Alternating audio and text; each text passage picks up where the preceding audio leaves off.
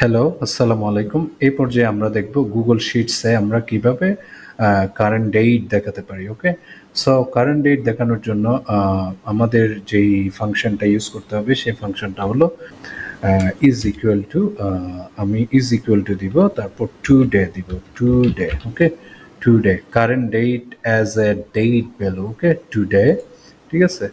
তারপর today দিয়ে আমাকে first bracket second bracket close করতে হবে। এই যে একটা রেজাল্ট দেখাচ্ছে 7/18/2025, এই সময়টাতে আমি রেকর্ড করছি, তাহলে 7/18/2025 এইটা এটার প্রথমে মান্থ ফরম্যাটে আছে, তারপর ডে এবং তারপর ইয়ার। সো মান্থ হলো জুলাই, ওকে, ডে হলো 18, মানে 18 দিন।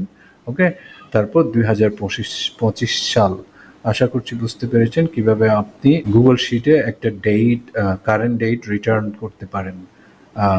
সো এইটাই হলো আমাদের কারেন্ট ডেট। ওকে, আশা করছি বুঝতে পেরেছেন। নেক্সট আরেকটি ভিডিওতে দেখা হবে ইনশাল্লাহ। সে পর্যন্ত ভালো থাকুন। আসসালামু আলাইকুম।